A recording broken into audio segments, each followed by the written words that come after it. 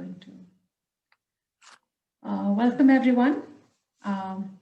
Absolutely delighted to invite you here this evening. We've got two fabulous people with us, and my name's Kavya. I'm from Champaca, and welcome to the Reading for Change series that we do in collaboration with Bengaluru Sustainability Forum and Science Gallery Bengaluru, and of course Champaca Bookstores. This is our 6th Reading for Change event, and we're discussing Kai Cheng Thom's Fierce Femmes and Notorious Liars, a dangerous trans girl's Confabulous memoir, which is wonderfully brought to us by Zuban in India. And we're using it as an entry point to the SDG 10, which is about reduced inequalities. And this book is super playful and a surreal fictionalized trans memoir, and you can get it at a bookstore. So I hope you pick it up as soon as possible. I'm so excited to introduce two people I really admire. Kai Cheng Thom is a writer, performer, and community worker based in Toronto, Canada. She's the award-winning author of several books that have been translated into many languages worldwide. She's been featured on a podcast by Julie Andrews and with Emma Watson's Feminist Book Club and the New York Times. She's a former social worker, and she's active in her community and engaged in issues of social activism, and is particularly interested in conflict resolution and transformative justice. Welcome, Kai Cheng. It's so nice to see you here. And of course, our own wonderful homegrown Nadika Nadja, who is very excited to have her here, who's a writer, researcher, and is interested in history, archaeology, gender, technology, and the internet. And I can tell you several other wonderful things. And she's currently based in Bangalore. So as I was saying, in this series, we look at the UN Sustainable Development Goals, the SDGs, and we look at them through books so that we can bring them into daily thoughts and practice, and not just as distant landmarks in space and time.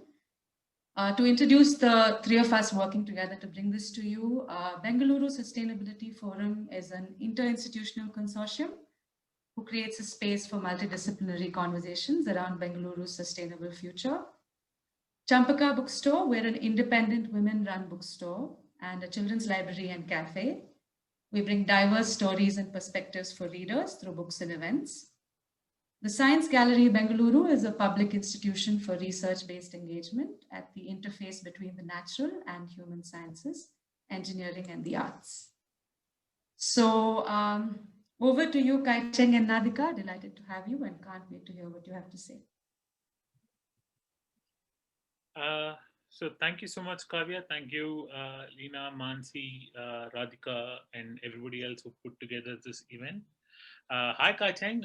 So glad to talk to you again, and looking forward to what we're going to be talking about today. Before we begin, maybe do you want to talk a little bit about the book, how it came about, what you want to do with it? Because there are bits of things.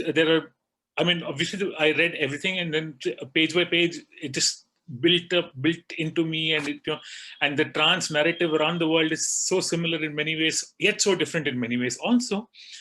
So I could see myself in what you were doing and what the book was. So I just want to sort of get your idea of what you were doing, what you want to do with the book, and how you went about doing it. Absolutely. Thank you so much. It's so wonderful to be here. I'm very grateful and honored.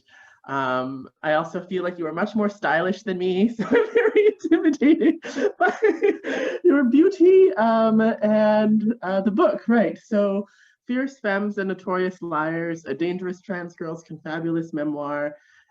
You have it there. That's amazing. It's also so nice to see the South Asian edition cover, because we have a different one for North America. It's very, very beautiful, the South Asian one. And yeah, so the book is a fictionalized memoir, and that piece of it, like the fictionalized memoir, is central to what I'm hoping to do with the book. It's quite incredible to hear that you saw yourself in parts of it, because I was really thinking, oh, I'm writing my little book. I never thought it was going to be published at the time that I was writing it, let alone translated or brought to a different continent. So I'm very astounded and honored by that, because what I was hoping to do was really write to my very local community. At the time, I was living in Montreal, the Indigenous name for which is Tiohtià:ke in Canada. And I was just trying to capture the sense of what it meant to be an adolescent, coming out as trans, transitioning, and getting swept up in anarchist politics as well, and really wanted to break away from the necessity of having to write a very realistic, nonfiction autobiography, which in the English language canon has been sort of the only place that transgender writers could exist in for quite a long time. When you try to look for the earliest trans writing, it is mostly starting from the 50s, autobiography. And it's sort of this very realist, very sensational kind of like, I was a man and now I'm a woman, or I was a woman and now I'm a man. And it focuses a lot on surgery and hormones, oppression, and like this very particular narrative that, you know, paints itself as realist, but if we look at it carefully from like a literary perspective, also just contains many tropes, right? It's essentially a Cinderella story, right? Like sad little person who is marked for difference by the world, then goes through many challenges and changes, and then, you know, either ends up with a happily ever after, or, you know, lives in despair for the rest of their life.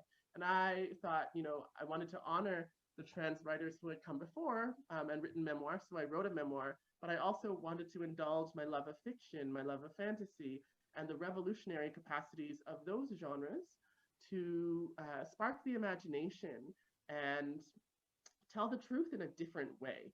So that's the hope of the fictionalized memoir, is to create that power and beauty and mythology that cisgender or non-transgender readers just have access to automatically, right? I wanted to invoke that and have fun. I wanted readers to read my book and have fun, while also illuminating certain aspects of transgender experience, not for a cisgender audience, but for trans people. I wanted to have a reflection of ourselves that was written for us. Does that all make sense? That makes perfect sense, because I could see that also. You know, like in the book,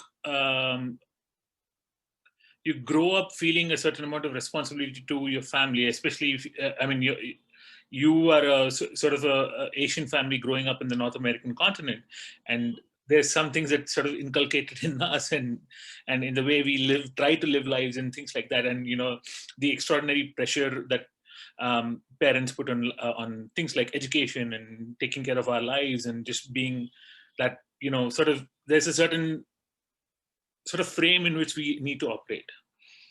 And then the transition process is breaking out of frames that other people give us, and trying to find the frames that we match ourselves. So, and that sort of came through for me, and that's why I thought, you know, I could see myself in it, and also the way of moving to a different place and finding that amazing sisterhood of, you know, Kimaya and Rapunzel and Lucretia and people like that, and, you know, the sort of forming that group and forming that people who are at once, in a way, they're sort of friends and sisters, but they're also sort of competing in a certain way.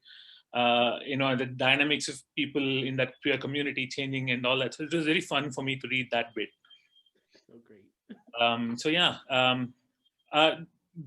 Are there any things that you'd like? You know, the other thing that pointed out, you know, we spoke about this earlier, and I think that's something important that I think I need to tell about myself, is that I'm a huge letter writer. I used to be a letter writer, and I'm not so much a letter writer now, because there's WhatsApp and Telegram and whatnot, and Twitter and things. But my coming out journey almost always happened over email. I wrote emails to my dad, to my brother, to my sister, to people like that. And so that throughout the book, you know, there's letters to the sister Charity and how that works. And so I'd like to talk to you, maybe pick your brain a bit about that. Those letters, the emails to Charity. I love that you're a letter writer, Nadika. I I think you should write a book that's letters. I would definitely read that. I I love the epistolary or like letter-based format, and similarly, perhaps in some ways, was a huge letter writer earlier on, and then as I became more and more sucked into the internet milieu, dropped that increasingly, except for in fiction or sometimes in creative nonfiction. And I think what I love about the letter format is that it's a genre unto itself. And before WhatsApp and Telegram, everybody wrote in this genre. Everybody just wrote letters, but it was considered not literary for some reason until you died, and then someone collected all your letters, and then it was like, this record of who you were and how you wrote.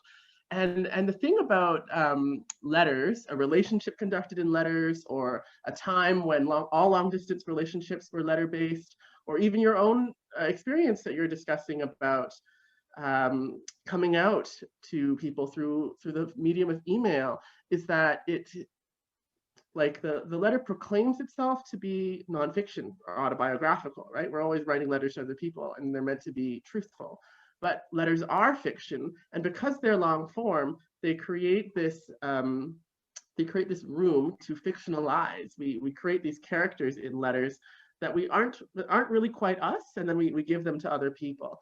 And that's what's happening in the book with the main character. She's writing letters to her little sister, and not fully representing what's happening in the rest of the plot. And I like to just let that ambiguity stay there, like not for the reader not to know which part is true, which part is false. There's such a deep magic in the letter writing format, and I would be curious to hear too about how your transition experience might have been different because it was mediated through the letter format rather than, for example, coming out in a WhatsApp message or face to face. Yeah, it was. So the first person I came out to is a very good friend of mine, and I sort of I did write to her. Yes, I wrote to all my friends, except for a couple of friends. I think I came out to almost everybody over email. And I wrote long emails like, I used to be like this, and you've known me with different names, but this is the name I want to be now, and this is why it is that kind of, like you said, it's a bit of storytelling there.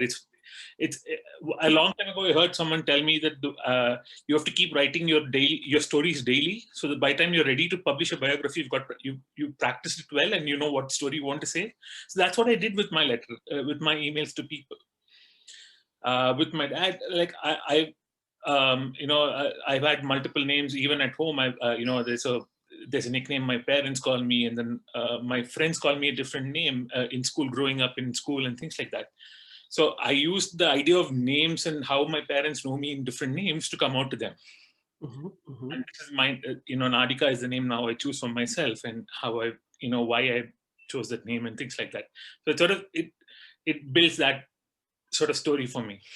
Mm-hmm. That's so interesting. I love what you're saying, because you're kind of saying like the letters were for the purpose of communicating your story to other people, but you're also communicating the story to yourself as you write it down. And I'm sure the story, shifts slightly, over time, because each letter probably had a different facet of who you were and what you wanted to share with that particular person. So I just think that's fascinating, and it's interesting to link that very personal experience to the UN sustainability goals too. I think because a major issue with like the advancement of human rights, if we could call it that, for trans people, is that our stories have been excised from written canon for such a long time. I mean, it varies from place to place and language to language, but for me, I come from like a Chinese and North American heritage, and North American settler, that is, like, and like you have all these people saying like, well, there's no trans people in history, which of course is not true, but because we're so marginalized in the grand narratives of Enlightenment civilization, and then what followed after, it's like we're constantly reinventing the wheel, having to tell people we exist. And when you write these letters, there's now a record on the internet of you, the specifics of you and how you existed. And I think that's really important for your personal history, but also maybe for the history of trans people that's to come. Absolutely. And I think that's one of the ways in which I think in the last maybe 15 odd years, I think trans people, we have sort of pulled the narrative back to us. Mm-hmm. Maybe in fiction, maybe in self-publishing, maybe on Twitter and social media and places like that. But a lot of the stories was told by other people about us. Mm-hmm. And now we sort of pulling that back. You know, the whole idea of queer rights is also that, right, of reclaiming and pulling things back to us. But I think that's happening a lot in this space, maybe. A lot more stories are coming out, lots more people writing their stories rather than letting other people do autobiographies or biographies. It's like it's fierce femme, and it's that playful telling of rather serious things, but it's very, very done in that very light touch way. Mm-hmm. Mm-hmm. Well, I think that's like, yeah, I think that's so important, because there's like the news article about transgender people, or like the autobiography of trans people. But like, you know, I sometimes like to ask cisgender people, like, what do you think your reading life or your life would be like if the only way you got information about the world was through autobiography and the news? Like, not cool, right? Like, we need deep mythology, we need that playful touch you were talking about, we need poetry, and like, we need every form of poetics to really know ourselves as human beings. And you know, I think that's something that isn't always encompassed within a rights framework, right? To see ourselves reflected in the arts. But it's very key to knowing who we are, because I think the production of a culture, like a transgender culture, that is written down, or that is, you know, created graphically, is really, really important to us. Like, knowing who we are and then being able to advocate for ourselves in the public sphere. And also seeing more of us in public spheres, right? And that's, mm-hmm. You know, when we talk about, like, there's now a big controversy over who can play trans characters. Yes, yes. And who should be playing and why can't, and the whole thing, oh, this is art and this is not art, and you know, actors can do anything, it's because that's part of acting. But how do you represent oneself, and how do you see more of oneself on this big screen, or on TV, or on other things? Mm-hmm. And when we say reducing inequalities, isn't that also part of that? Looking at ourselves, people like us out there, doing things that we want to be doing also. Absolutely, absolutely. I'd like to read a chapter from the book, if that's okay. Oh yes, please. I've never heard someone else read it out loud before, so I'm very excited.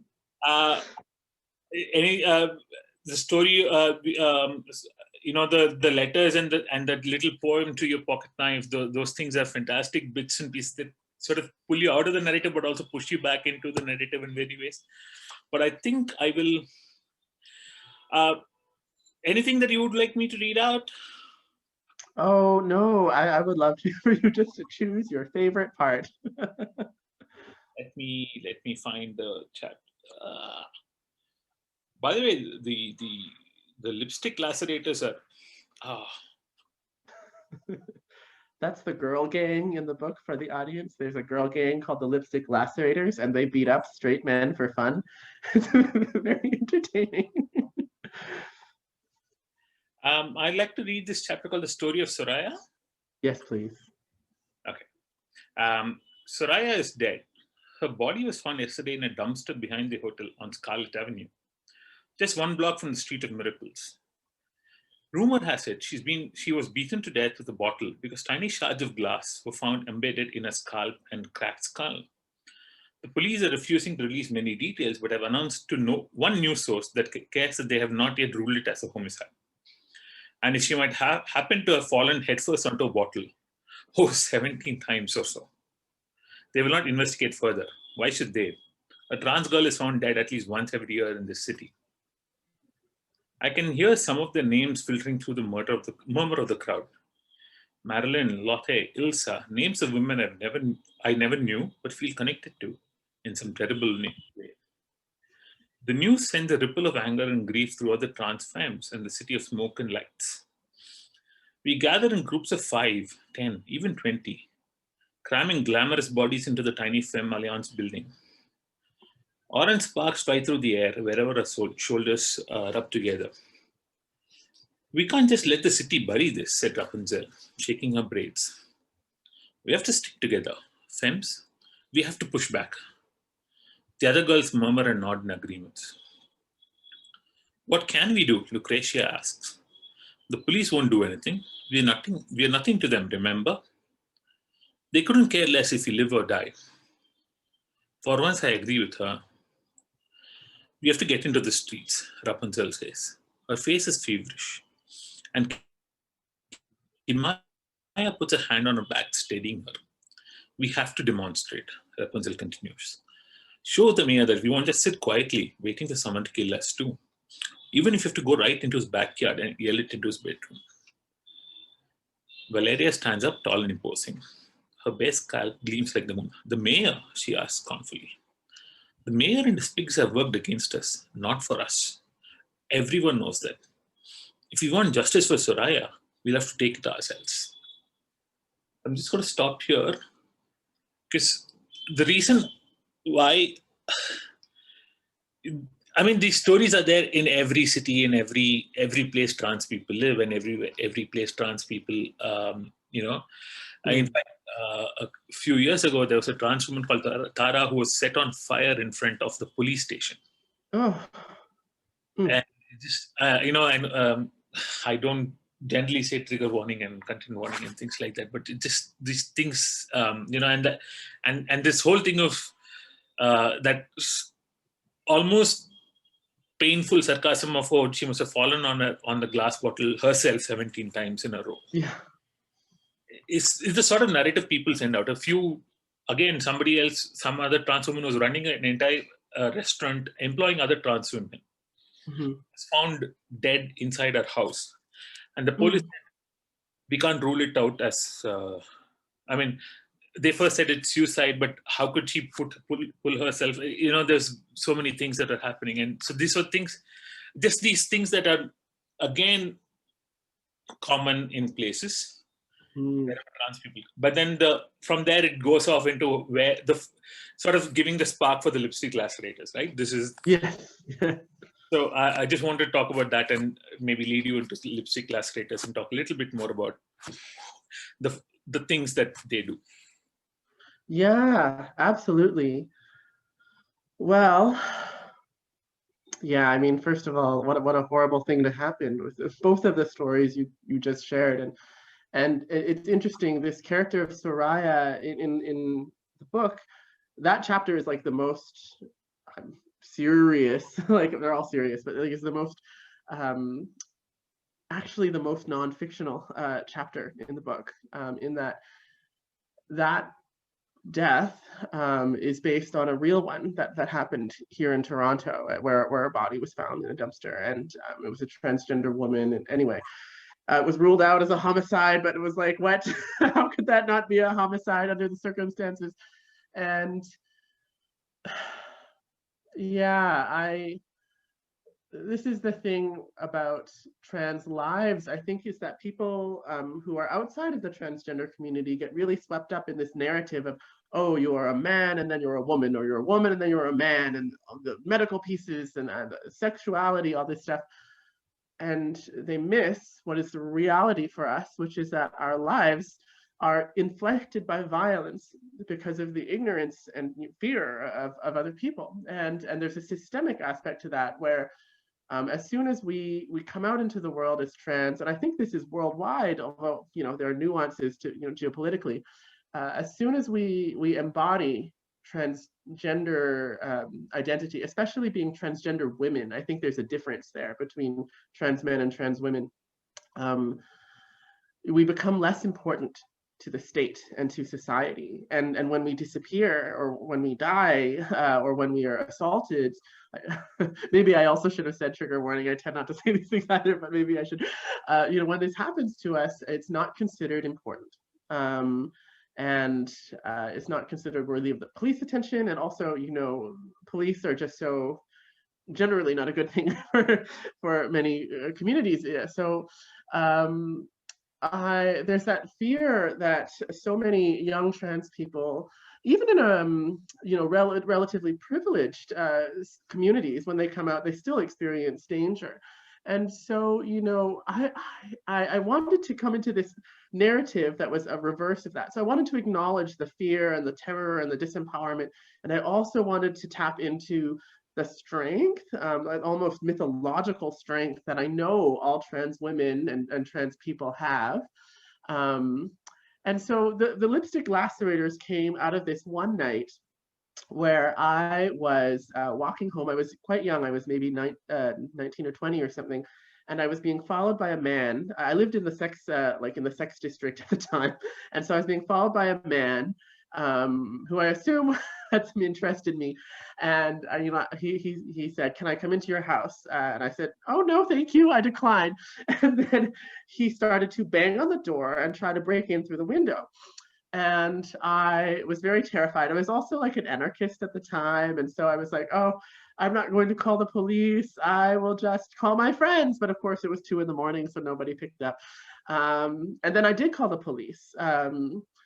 And the police came, and then they said, "Oh, what's happening to you?" And the man was still there. And I said, "I'm being harassed by this man." And they said, "Oh no, where is the woman? A woman called us." And I was like, "No, it's me, I'm the woman." And then they said, well, you know, he isn't doing it. Like, has he harmed you physically? And I said, no. And because of course I had locked the door. And they said, well, if he hasn't done anything, then he hasn't broken any laws. So see you later. And then they left. And I just remember the rage. It wasn't my fear, but my rage that I remembered in that moment. And I really just thought, you know, I'll go into the kitchen and grab a knife and I'll just stab this guy to death, you know, if he bothers me. And so, you know, he did leave before either of us died, you know, but it was that rage I wanted to write about. Like, what if I could make that man as terrified as he had casually made me? And what if, you know, the police were as, you know, helpless to intervene in my affairs, you know, like as I was to intervene in their conducting of their business or whatever. And so I wrote this story about, well, what if that rage came, what if we came together and just started beating up straight men for fun? And my publisher actually wrote me, I love my publisher, but they were sort of like, well, is this justice if they're just beating up straight men? And how do they even really know those men are straight to begin with? And I was like, they don't. And that's the point. Like, if it's a true reversal, those men who kill and beat up and sexually assault trans women, they don't know anything about our lives. You know, they don't really know who we are. They didn't pick us because we did something wrong. They just picked us because they thought we looked weird or because they were attracted to us and got threatened by that.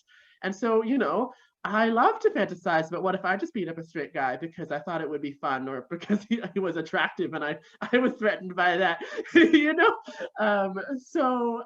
Yeah, I mean, and because, you know, I live in a real world and you know, live in where there are real consequences, I didn't want to stay in that fantasy. I also wanted to write about, you know, revenge is delicious, but it truly is. But what happens when we take revenge? After the deliciousness, right? And what happens inside the soul? Like I didn't really care to like examine the legal consequences, because trans people experience legal discrimination all the time.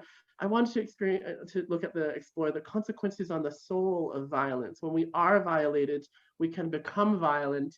And does that help us? Yes and no. And this is what I love about the Lipstick Lacerator kind of fantasy, is that they're glamorous and they're strong, and that is never diminished by the fact that also violence corrodes us. And when we use violence to respond to external threats to our community, we will also use violence to respond to, you know, internal dissent. And that happens in the book a lot, right? And this is that sort of that loop that I'm very curious about, is when we use violence there, we'll use violence here, and what does that mean for us? Yeah. No, that's you know, that's the idea that recourse of justice for trans people is just considered something that is of no consequence. Like, no matter what we, and you know, you talked about how the police don't care, and there's this thing of, You call and then they don't want to answer, but I mean, they answer, but they expect someone else on the line, whatever. And then it's just, it's up to you, and things like that, Matt. And the benefit of justice also is like extremely degraded for trans people in a way. Which we see here and here. There's this new trans act that has been passed in the parliament, and discrimination is just a fine of 500 rupees. Like, you can deny a trans person whatever things, and the discrimination and it's not. And then if I think it was 2,000 rupee fine if you grievously harm or physically assault a trans woman and things like that. God. Where is anyway. Like, that's how much our lives are worth, right? Yeah. That's how much it costs to it's just sort of wild. Yeah. Pay a fine ahead of time, say, okay, listen, this is this trans person out here, I'm going to go beat them up. Here's your fine. I've paid my dues to society. It's like looking a murder. And anyway, so yeah, these things, and then obviously then the lipstick lacerators, and then you talk about the consequence of lipstick lacerators, and then there's also some sort of redemption for you. You meet someone, and then you get into some sort of a I say you, but the character, the main character or whoever, yeah. We will maintain that. The main character is nameless, so that we can all put ourselves in her position. And then the idea of finding someone to love, and then that ridiculously the toilet paper, the idea of the toilet paper, which is the best thing that I read in the Red Eye book. Oh, I'm glad. That was my favorite thing to write. So for people, please do read the book if you've not read it, and please read the last chapter of walking away from that ridiculous gold and whatever it is, and that the softest toilet paper on earth. Yeah, that's funny. People are. I've had a lot of people talk to me about that ending, and I don't want to spoil it too much, but like, there's this, how the main character of the book meets this very wealthy transgender man, and he wants to sweep her away into his world where the toilet paper is so soft and everything is made of gold. And yeah, I wonder. So I would love to hear if this has happened to you, Nadika. Like, because it's because I think in class demographics, wealthy people are now less afraid to come out as trans, because there's like trans people on TV and stuff. And so I'm noticing here in North America, like, there's a whole new group of like young trans people who are like the children of bankers and lawyers, and so, and it's not to say they wouldn't have come out anyway, but coming out younger and coming out more easily and going to university, and maybe not experiencing quite as much of like the like street level oppression. Not that they won't experience anything, but they will missing some aspects of that experience. And then sort of there's a funny relationship that happens. Have you noticed this at all? Yes, I have. And I can't claim that I grew up with street oppression, because I've lived a fairly extremely privileged life in many ways compared to my sisters and my brothers in the trans community in India. I've lived a extremely protected life. I knew I was trans much earlier, but I was very afraid to come out because of so many things going on, and I was the eldest person in the family, and my family was sort of okay doing, but we couldn't afford it. Like, none of us as a family could afford to take a 5-day break and go off somewhere for a holiday, right? I mean, we were doing well. We had a roof over our heads and things like that. We had lived a fairly decent life. But then there were things like luxury that you don't think of. And I'm in no way comparing this to any of the other things that trans people face on the streets and all that. But there is that delayed coming out, which sort of eats at your inner whatever. which, and then I see a lot of, I don't know where I'm going with this, but a lot of the narrative that I see online now about trans people is, yeah, it's easy, just come out, break the story, live your life, forget responsibilities and forget people and forget things, and which is fantastic if you can do it, and you know, but there is also certain things that you do as part of growing up and as part of living your life that maybe, and yes, definitely there is, we see cases of rich, celebrities, children who come out as trans, and then they're perfectly accepted and it's perfectly fine. Yeah. Not grudging. In fact, I would, in a second, trade lives with them. Yeah. But that when newspapers write about them, it's completely different the way they write about other people who come out. Yeah. Yeah. I see similar, and then there's this growing in some places. I see a lot of trans people adopting a very privileged right-wing sort of hardcore politics. Oh. Which like, that politics is going to eventually eat you. Yeah. That kind of mode of living is good for one or two of you, but it's not going to work for every one of us. Absolutely. That's certainly true here as well. And so these are things that I think about, and I see other people transitioning, and I feel a bit jealous because it seems a lot easier a path, but then I don't want to begrudge them. I just want it to be easy for all of us. Yeah, I agree. But it's not and like not easy at anyone else's expense, right? Like I want, I don't know if I have the right to want this, but I want trans people who are coming out now, and everyone goes through their own challenges, not to say that like, rich trans children are like not experiencing anything. I'm sure they are, but like I want them to be connected to us, right? Like to our history of trans women and trans people, of trans sex workers on the street. Like I used to work as a counselor, like a social worker, a clinical social worker, and I remember I once I was working with this like younger trans woman whose parents were very wealthy, and I had never met a trans woman whose parents were very wealthy and she still lived with them before. So I was like, okay, and she said something that was like, I don't want people to look at me and think that I'm a sex worker because I'm trans. And I got it. I was like, I understand that. And then I didn't say this, of course, in the session, but in my head I thought, but I've been a sex worker, and all my friends have been, and what does that mean if you don't want to be associated with us, So anyway, I don't have good answers. These are things I think about at night. Yeah, same. I don't think any of us will have the right answer for any of these things, right? And it's just something.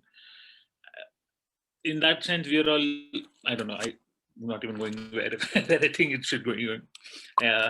I think we should start taking questions. I think we've got a couple of questions. Someone's asking you, Kai Cheng, how did your background in social work influence the way you wrote this book?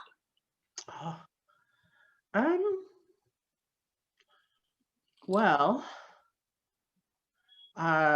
so my social work background has been like, ever since I was a teenager, I worked in community service in some way, even if I wasn't getting paid for it, right? So I was, doing workshops in high schools about homophobia very young, and then I volunteered at like the queer youth center in Vancouver, and then I moved to Montreal, or to Oshaga, and I was doing that, and so it was my experience of that kind of like grassroots community organizing / service provision. Those two things are very mixed at that level, that got me thinking about stuff like in the book there's like a building called the FAB, like the Femme Alliance building, and that's where one of the characters, Kamaya, runs this sort of social service milieu, right? And that is based in a lot of ways on these tiny little community centers,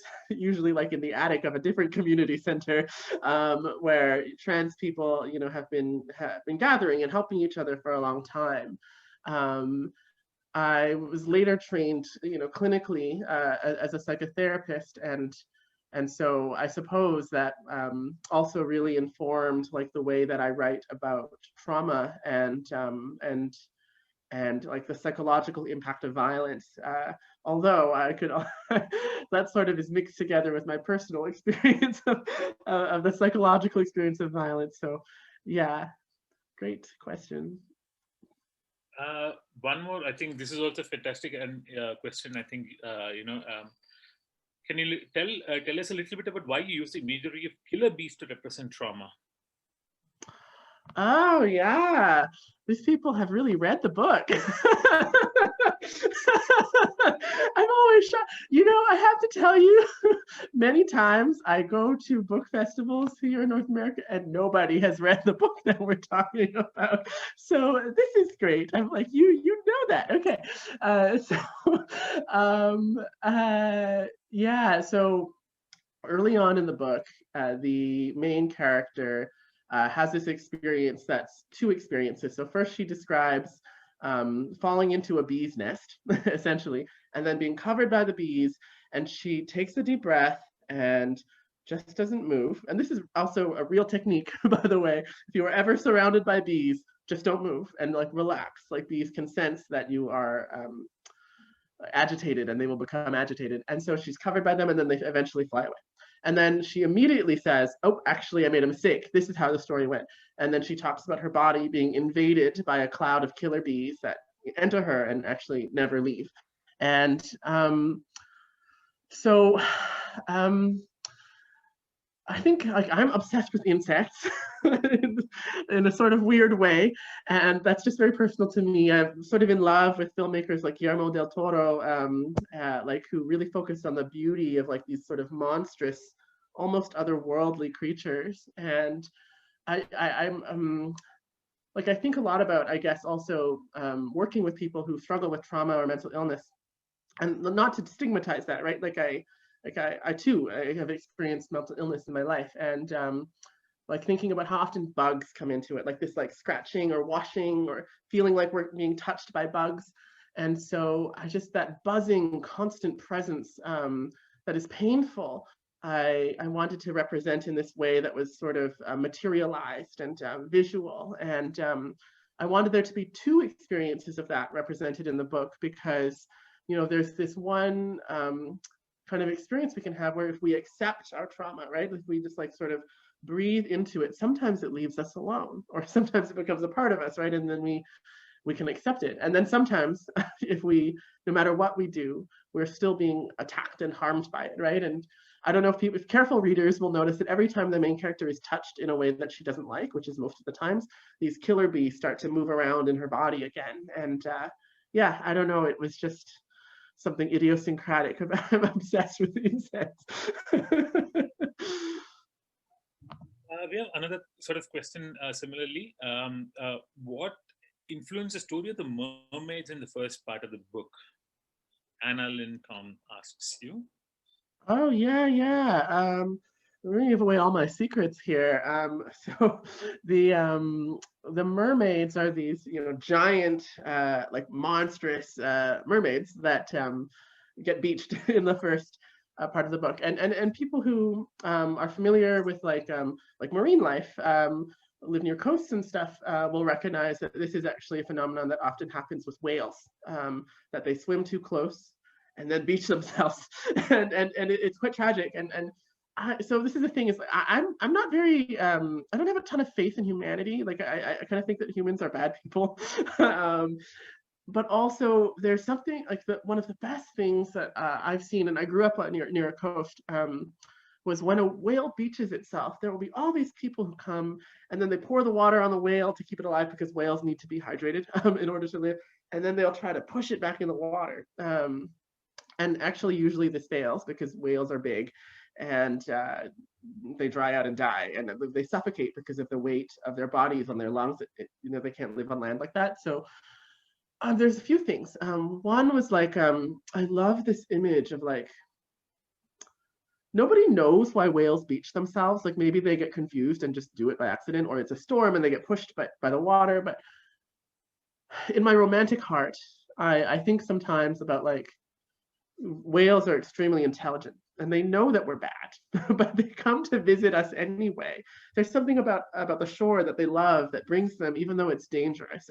And that compulsion to move toward what we know will kill us is very interesting to me. And then that piece about like, well, who is it that is destroying the environment, right? It's us, human beings. And you know, who is ruining the ocean? Us, human beings. And this sort of moment of us trying to save the whales, which was big in my childhood in North America. There was this like Save the Whales movement by Greenpeace. Like it's sort of ridiculous. Like we're saving the whales, but we're the ones who put them in danger, and we don't actually save them. But there's still something beautiful about that futile moment of saying I'm sorry. Like I recognize this, and because whales are enlightened, perhaps, maybe not, this is just my imagination, maybe they forgive us. And what is it like to receive a forgiveness we don't deserve? Like there's a lot of lessons in there. Yeah, I think they're definitely intelligent. A couple of questions around the idea of laws and how to bring about change. So Vani asks, does social media make it easier to come out and have these conversations, and are people being correct online? Do you see a dichotomy on and offline? This is a question that maybe you can answer. And then part of Vani's question is also, is in India in particular, how do we start having these conversations in schools with youngsters that goes beyond just being woke? I can't wait to hear you answer that. Yeah, I mean, I'll just say quickly, like, I think social media does in some ways make it easier because, first, because we're able to connect to each other more easily, and not everyone has access to social media or the internet or to like the language skills or whatever, but I think it's becoming more and more widespread that we can get on the internet and then very easily find other people who are trans or queer or whatever, and then quickly start to build solidarity. And we see all these examples of other people coming out, and so it becomes easier to come out. And then also say to our families or our friends, look, there are these other people too, it's not just me. So I think that does make it easier. I think also it makes it harder in some ways, because the news about us can be spread very quickly. Like damage can happen much more quickly to our lives and livelihoods and reputations. And also because I think there's inequities that form on social media and get enhanced by who has access, right? And who controls the narrative, who we get sucked into other people's ideas of what trans should be. And then I don't know, and this is me kind of trying to see from like the position that I'm in, which is difficult, but like my sense is that the United States and like North America more broadly have this hegemony on like transgender narrative, and I think that's bad for the world in a lot of ways. So I'll stop there and let you take it over. No, yeah, I completely, yeah, it makes it a lot easier to come out and have conversations with people. Because there's also a bit of anonymity built into it. You can choose a certain level of anonymity. Of course, Uncle Zuckerberg and Jack and people are trying their best to kill this anonymity. But these at some level there is some built into it a sense of not having real life consequences, at least talking about these things online. And that is the biggest dichotomy I see between living an online life and an offline life, is that there are deeper consequences for taking one misstep in real life in the first world rather than in the second in the online world. But then the gap between that is fast decreasing, and we see that happening all the time, and people are being harassed, and the trolling and the consequences of the trolling is there. In terms of question of conversation with it in schools and with youngsters and going beyond work, I think, there are various ways in which this thing is being expressed. Somebody said justice, and justice is love expressed in law and things like that. And in the book, there's a fantastic line: hunger is the story that gets you stuck. Love is the story that takes you elsewhere, takes you forward, right? And I think that if you approach something with the genuine attempt at understanding love and giving justice, I think that goes beyond wokeness, that goes beyond performativity of being of this person. I think, and I think young people get it at some level. At least in schools, it's not drilled into them yet. I mean, obviously there are levels of operation, levels of hate operating at various places, and depending on how privileged you are or not privileged you are, or how privileged the environment that this youngster is growing up in matters a lot. I think a lot of for me, coming out as trans shook me out of a very middle class, happy, contented life that I was living in. It shook me out. It gave me that crisis in which I started questioning other forms of oppression, other forms of being marginalized, although I was never marginalized myself as a young person growing up. It was all internally, and it never experienced it outside. But then coming out and living and talking to my other sisters and brothers and the queer community in life sort of shook me out of that crisis. It gave me that moment of crisis. I think if we understand that, maybe that wokeness will go out and then we actually do things right. I don't know if that makes sense, Vani. Maybe we can talk about it later. There's also a question on, I think, from somebody from YouTube. What role do laws play in making up for the inequality that exists? For example, what impact did the Supreme Court judgment?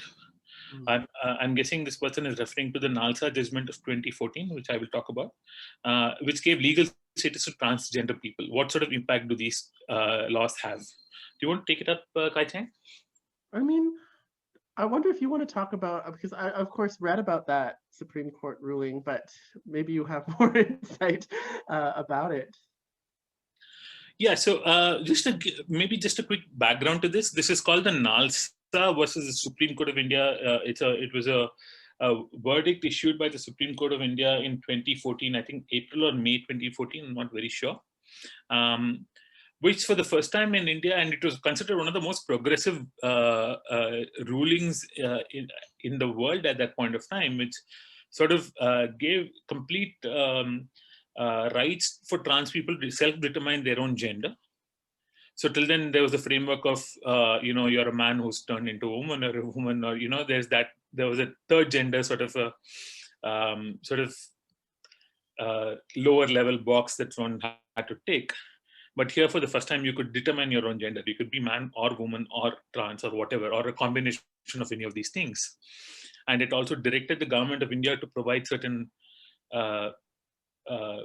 services and certain benefits for trans people, considering that and then also something called reservation. I mean, reservation or affirmative action, or whatever. For the first time, it was considered that trans people deserve that kind of affirmative action, kind of reservation in certain aspects like education, healthcare, and things like that. And so it was a very progressive judgment at that point of time. And it sort of mobilized a lot of work that trans people, trans communities, and trans groups and networks did at that point of time. And I was part of some of that work in the early bits of 2014 and 2015. And then our fantastic government of the time in 2015 came out with a draft bill called the Transgender Persons Protection of Rights Bill, which did everything it could to negate the very Supreme Court judgment.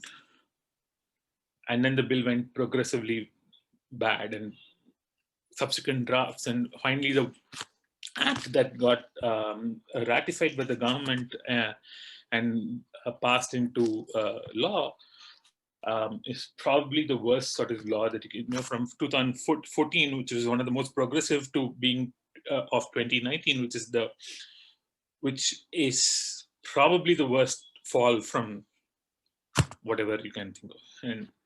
And so on one hand, the law helped us, but again, then the fight, it sort of gave us the oxygen we needed for the fight ahead to fight this very bad bill. I guess that's my answer. Yeah, that's interesting, because I had read about that ruling back in the day when it arrived, but I didn't, but the media that I followed then quickly dropped it, right? So I was like, I didn't hear the rest of the story. So that's really, really interesting to know. Around the same time, different parts of Canada, like the federal government, but also the different provinces, started to enshrine gender identity as a protected category of human rights here in Canada. And it was interesting. That was met with like, I would say, like, this is around 2015, 2016 that this is happening. And I think some people were very happy about it. But I don't know that it made a ton of material difference in trans people's lives. Maybe it did, but I didn't research this as a scientist, but my sense is like, if people want to discriminate against you, one can be discriminated against in housing or employment for being trans, and the person just doesn't say that, and then like for a million reasons, right? And so I'm a bit suspicious of like a language of identity-based rights in that way. Like, I think it's very important, but I also don't think that we can rely on it like as a measure to actually change people's lives unless there are also economic measures put in, right? Like, if it's very easy to discriminate against anyone who is poor, which it is, in education, housing, or employment, or healthcare, then transphobia will exist in like an exacerbated state, because people will just use class-based excuses to reject trans people. So yeah, I guess too, like I'm very curious about like it would be interesting to know how this works in different parts of the world, right? But I've heard a lot of critique of the framework of like hate crimes, because like what happens in the legal context that I'm familiar with, like, is that when we enshrine human rights, it sort of becomes like a hate crime to attack somebody, and then the hate, because it's a hate crime, I guess it means like stronger penalties can be imposed, but that doesn't solve the problem of like trans people living in situations that are dangerous to begin with. It just means that we can punish people if that punishment is enacted by the police and then by the court, right? So yeah, I'm much more like in favor of like I think it's important that trans people can legally define their own gender. Like, that's really important. It's also a recent development here, but there's a lot more things that need to happen in order for trans people actually to live socioeconomically stable lives. Yeah. No, basically, coming from a position of this is crime and therefore this is the punishment for the crime, may be fantastic in theory, but then it's not negating the effects of that crime on the people who are most vulnerable to that crime. We got a couple of more. I think we got time for a couple of more questions. Rishit asks you, Kai, can you tell us more about spirituality and trans experience, as you often do? Often referred to. I'm a trans person from India and follow you on Twitter and have read your book. And I would like, so yeah, Rishit asks you to talk about spirituality and trans experience. Oh, good question. Dangerous question.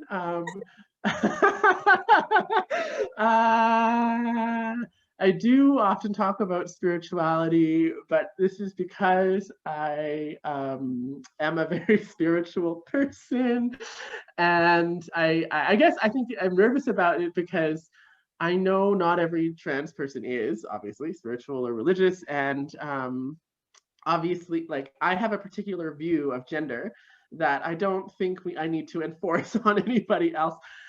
Like, what I mean is, I have I was raised evangelical Christian a little bit, and then my family quickly left the church after we started, and although my mom is still pretty Christian, and yeah, and so I grew up with a worldview of like man and woman, and good and evil, and Jesus, and then as part of my finding healing from some of the wounds that were inflicted by that, developed a view of gender that is very rooted in spirituality. And like when I think about how I know what my gender is, I think about like what is happening deep inside of me, and how does that connect to the bigger world. I have this belief that like trans and queer people are spiritually gifted also.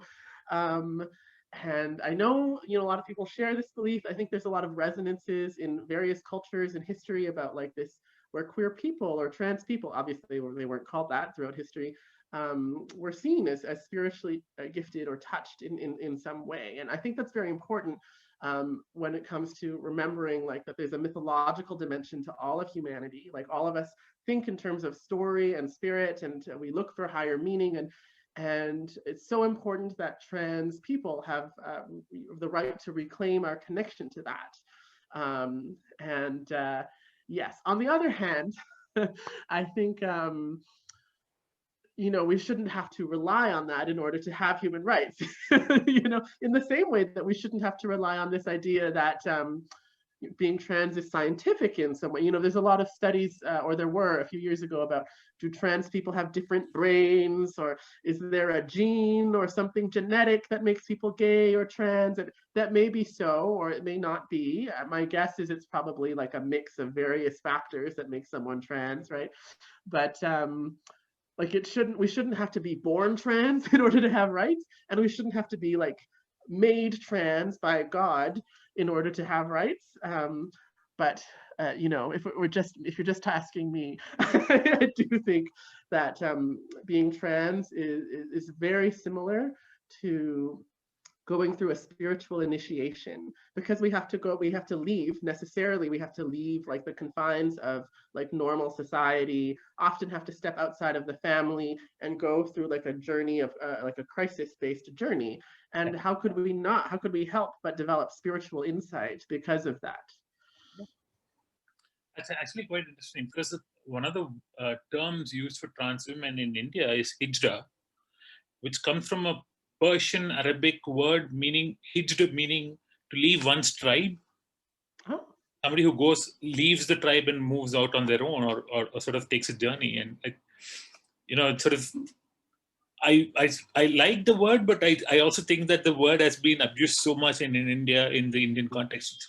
Therefore, I wouldn't want to apply that onto myself. But I like the deep understanding of that word, and I think if you all knew what it meant and how it means and the journeys that matters, it's fantastic. Last couple of questions, and I think we can sort of combine this. Can you tell us about the books you like? What sort of books you like, and what sort of books you write? And then there's one specific question about which trans writers' works do you really enjoy reading? Oh yeah, you're gonna answer this too, right, Nadika? I want reading recommendations from you. Yeah. I read very eclectically, which is my way of saying I don't have like a structure. I just read whatever I want, sometimes based on the cover, which is not a very good way of picking. But let's see. I think being a professional author means I also have to read a lot for work, because one has to read what one's friends are writing, of course, or at least read enough to pretend that we fully read the book. Well, now I'm getting myself in trouble. But so I read. So I read. Like just by nature of that, I actually read like a very good percentage of all the Canadian literature like that comes out, just because I have to. But there's some great stuff happening, I think, in Canadian literature, as I say this to my audience in South Asia, because there's a real amazing resurgence slash like incredible developments happening in Indigenous writing in Canada. So Indigenous people in Canada are coming up with amazing work that combines like the digital era with rights-based frameworks that have been going on for a long time, plus mythology and cultural reclamation. So I really recommend people to read Eden Robinson, whose book Son of a Trickster recently won a whole bunch of awards. She's fantastic, and I think like Indigenous voices all around the world, and really we need to uphold and support them.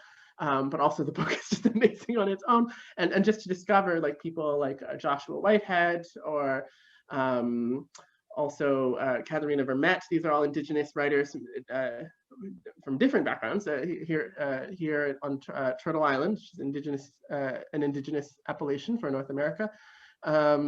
I also really I'm like a classics reader, unfortunately. So I've read a lot of like the classic canon, but I'm not going to spend too long on that. I also really love American Black writing. So I'm always recommending Toni Morrison and Ntozake Shange to people.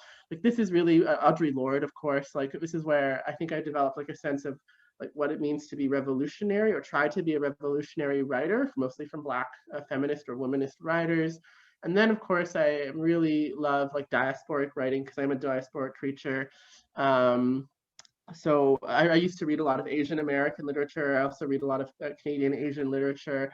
Got kind of bored with that because I think like the diasporic Asian writing got stuck, a little bit, like always kind of talking about like homeland and where's that, and but now I think there's starting to be some more interesting stuff coming out around like what does it mean to have a diasporic identity, but not be lost in the past, right? And like how can we be connected to like movement and like political and cultural movement happening now.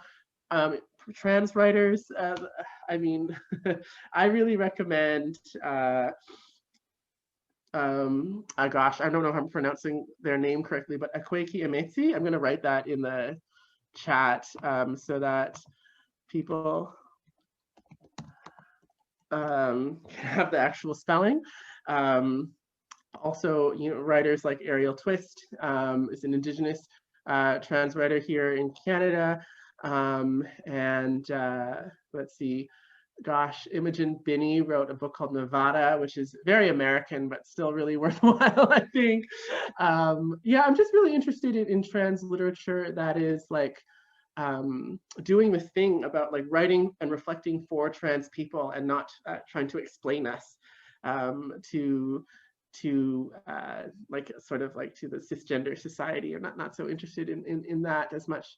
Nadika, anything? Actually, I also have no specific recommendations or favorites or things that I read. I read a lot of history-based stuff because I have delusions of being a historian, so I sort of try and read around that subject. I read a bit of Tamil. I speak Tamil at home, and I'm a Tamil person, so I speak a lot of my reading right now is based on Tamil and Tamil linguistics and Tamil language and Tamil culture and stuff like that. So I read a lot of that, which I don't know if you can put it on any specific list or anything. It's just I read about cities and histories and things like that. So I think that's basically it. The trans, actually, I haven't read, and I shouldn't be saying this in public, and so apologies to everybody who came before me and who will come after me, to my 4 sisters and 4 brothers and everybody. I've not read too many trans persons literature, except I've read lots of Kamala Mackerel. Am I saying the right? Yes, how can I forget my dear wife, Kamala Mackerel? Sorry. God, she's gonna be mad that you remember, but not me. Go on. On Tumblr that I used to read pretty much all the time. So a lot of my reading of trans people are on things like Tumblr and Medium and places like that. So that's how I've read. And then there was a series of writing on was it Broadly or Wise or something? A lot of people wrote about trans desire and trans lives and things like that, which I think was fantastic reading. Kamala Mackerel and people in that big community of which Kama was the pole star sort of person, right? So yeah. Nadika, do you know Kama? Have you ever spoken to her? Like, if you want to be introduced, I would love to. Let's make that happen. I would love to. Yeah, I've read her so much, and it's like I use the term pulsar. It's like looking at her and finding my true north, right? So that's sort of what I'll tell her you said that. She's going to be thrilled. Yeah, so those are the people I've read. I have earmarked a couple of people whose books have come out recently, people I follow on Twitter and Insta and places like that. Trans women writers who've come out with new books that I would love to read because it seems so much fun. So yeah.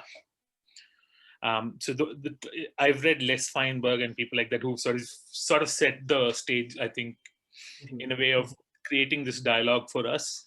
But again, that's not really fiction or whatever, right? So it's Stone Butch Blues or the trans liberation or things like that are more manifestos than books.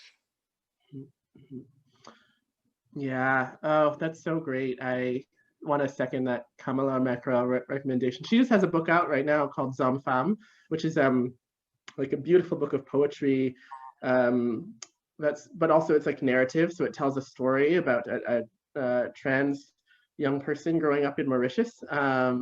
And yeah, it's incredibly beautiful.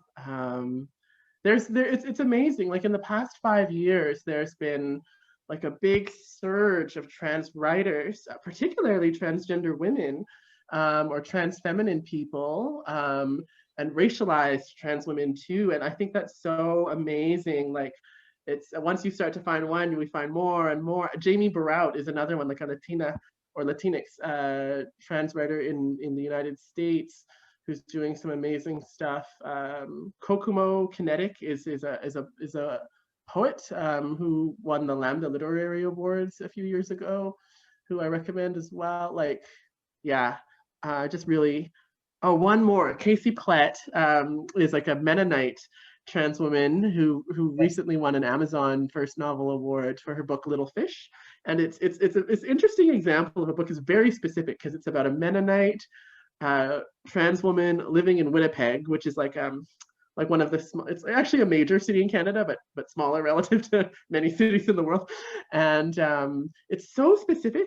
But it's so it's sort of like one wonders like how could people who are not from that perspective enjoy it, but it's because it's so specific, we get to dive into this world and find universality in it. So I really recommend that book too. I wonder, we're probably running out of time, eh? I think, yeah, we're done, I think. Do you have any more questions? Hello, sorry to bring my face into this. This was such a lovely chat. I don't want this to end at all. But yes, I think we do have to stop soon. That was so wonderful. Thank you so much. I could just watch the two of you talk to each other all evening. I'm going to end with a few banal statements, but necessary ones, because we have this great alliance with Science Gallery Bengaluru and Bengaluru Sustainability Forum.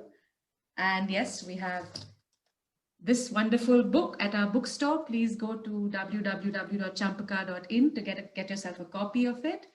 And we do have some other texts, and we'll see if we can try and get some of the books that both of them recommended. So Reading for Change, as all of you might know, is that we've tried to think about how books help us understand our lives, and they can help us think of the future of our planet and all the problems that we're going to have as we carry on. So in these series of events, we look at the Sustainable Development Goals by the UN and try to bring them close to our lives and not some sort of distant goals.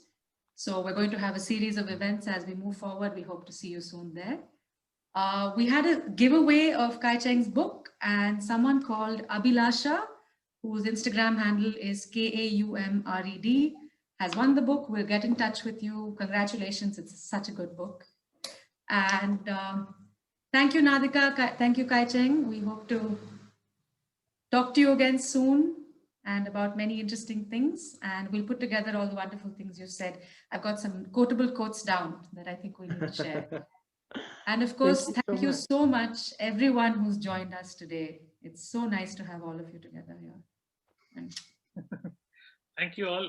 Thank you, Kai Cheng. I think we should keep talking because I don't think this is, and I'm not saying this for the camera or for the whatever, for Zoom or whatever. I think, whatever, I'm sort of in love with it. I would love to connect more. This has been really fun. Even though I had to get up early to do it. Thank you so much. It's been really, really wonderful. It's really actually truly an honor. And I'm also not saying that for Zoom. All right. Thank you all. Thank you, Kavya. Thank you, Mansi. Thank you, Lena. Thank you, everybody. Thank you and good night.